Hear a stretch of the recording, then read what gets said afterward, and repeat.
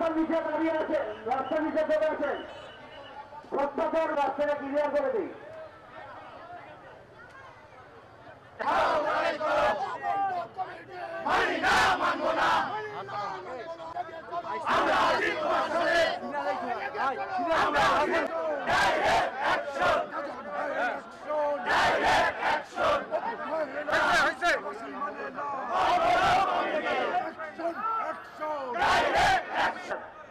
প্রত্যেকের দৃষ্টি আকর্ষণ করছি, আপনারা একে অপরের হাত ধরে একটু ভাগা ভাগা।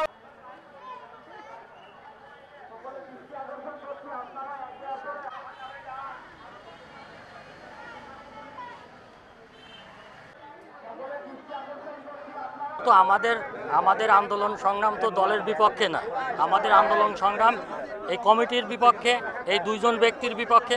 যেহেতু তারা একটা অবৈধ কমিটি নিজেরা তৈরি করছে, দুইজন কমিটি সেন্ট্রাল থেকে দেশে পরে যে কমিটি সাজানো হয়েছে, এই কমিটিতে ত্যাগীদের বঞ্চিত করা হয়েছে। এই কারণে নির্বাচনে কোনো প্রভাব এটাই পড়বে না। ধানের শীষ প্রতীক যে পাবে আমরা সবাই তার পক্ষে আমরা ভোট করবো ইনশাল্লাহ। মাইকে কথা বলবেন না, মাইকে কথা বলবেন না, একটু পরে আমাদের দাবি এই কমিটি যতক্ষণ পর্যন্ত এই কমিটি ভেঙে দিয়ে নতুন কমিটি না করা হবে, ত্যাগীদের নিয়ে না করা হবে, আর এই কমিটির ভিতরে অনেকেই আছে বিতর্কিত। এই যে উপভাই যেটা বলো, যুগ্ম সম্পাদক যাদেরকে করা হয়েছে, যুগ্ম আহ্বায়ক যাদেরকে করা হয়েছে, তাদের খোঁজ খবর নেন, কুমারখালী নেন, দৌলতপুর নেন, ভেড়ামারা নেন, যাদেরকেই করা হয়েছে তাদের কুষ্টিয়া নেন, সবার ব্যাপারেই কিছু না কিছু নেগেটিভই আছে।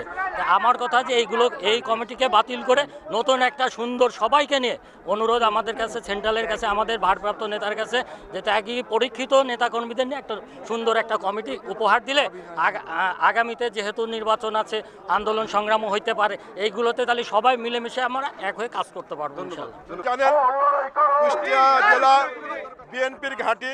বিগত নির্বাচনে কুষ্টিয়ার 4টি আসনে বিএনপি জয়লাভ করেছে, কিন্তু আপনারা দেখেছেন গত মাসে একটি আহ্বায়ক কমিটি ঘোষণা করা হয়েছে। সেই কমিটিতে অধিকাংশ ত্যাগী নেতাকর্মীরা বাদ পড়েছে, যারা বিগত আন্দোলন সংগ্রামে জেল খেটেছে, যাদের বিরুদ্ধে একাধিক মামলা হয়েছে, তারা এই কমিটির স্থান পায়নি। এই কমিটির স্থান পেয়েছে কারা? যারা আওয়ামী লীগের সাথে বিগত দিনে ব্যবসা বাণিজ্য করেছে, তারা আওয়ামী লীগের সাথে দালালি করেছে, তারাই কিন্তু এই কমিটিতে স্থান পেয়েছে। তাই আমরা কমিটি ঘোষণা হওয়ার পর থেকেই কুষ্টিয়ার সাধারণ মানুষ, পেশাজীবী মানুষ এবং শ্রমজীবী মানুষ এবং বিএনপির ত্যাগী নেতাকর্মীরা আন্দোলন সংগ্রাম করে আসছেন। আমরা মাননীয় ভারপ্রাপ্ত চেয়ারম্যান, বিএনপির চেয়ারম্যানকে আমরা অনুরোধ করব, এই কমিটি অবিলম্বে বাতিল করে পুনরায় নতুন আহ্বায়ক কমিটি ঘোষণা করা হোক। অন্যথায় আমরা এর চাইতে বৃহত্তর আন্দোলন গড়ে তুলব এবং এই কমিটি বাতিল করতে বাধ্য করব।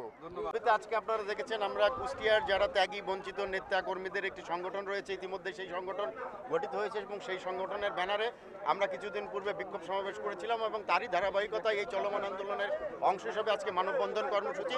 এবং এই মানববন্ধন কর্মসূচি আপনারা দেখেছেন, অকল্পনীয় ভাবে হাজার হাজার নেতাকর্মী কিন্তু এই কমিটির বিরুদ্ধে প্রতিবাদ জানানোর জন্য আজকে আমাদের এই মানববন্ধন কর্মসূচিতে অংশগ্রহণ করেছে। তারা ইতিমধ্যেই স্লোগান তুলেছে যে কুতুবুদ্দিন আহমেদ এবং জাকির সরকারের নেতৃত্বাধীন এই মামা ভাগ্নের পকেট কমিটি তারা মানে না।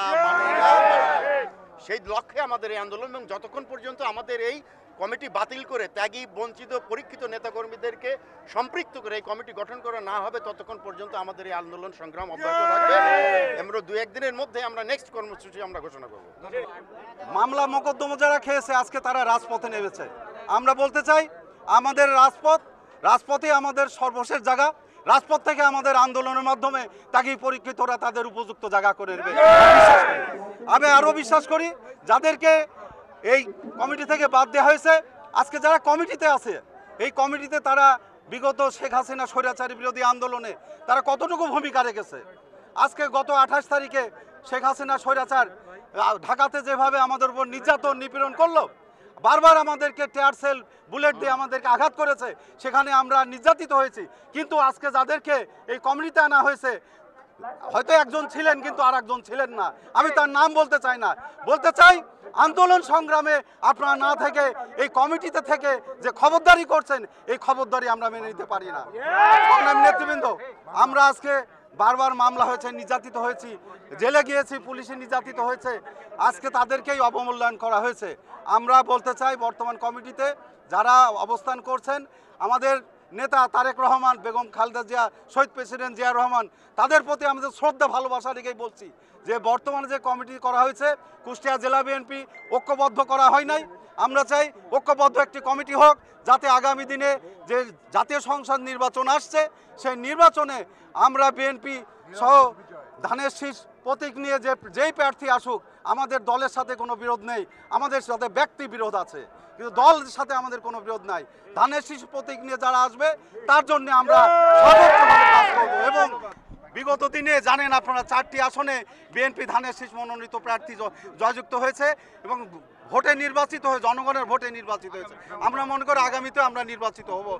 বিএনপি কুষ্টিয়ার বিএনপির ঘাঁটি, সেখানে দীর্ঘদিন একটি পরে আপনারা জানেন যে কুষ্টিয়া বিএনপির ঘাঁটি বলে পরিচিত এবং এই জেলায় বিএনপি শক্তিশালী এবং এই বিএনপিকে ধ্বংস করার জন্য একটি কমিটি, যে কমিটি দিয়েছে তারা তাদের দলীয় যারা ত্যাগী তাদেরকে বাদ দিয়ে একটি নিজস্ব লোকজন দিয়ে পকেট কমিটি তৈরি করা হয়েছে। সেই কমিটির বাতিলের দাবিতে আজকে কুষ্টিয়া বিএনপির জনগণ রাস্তায় নেমেছে এবং তারা এই কমিটি বাতিল না হওয়া পর্যন্ত তারা রাজপথে অবস্থান করবে।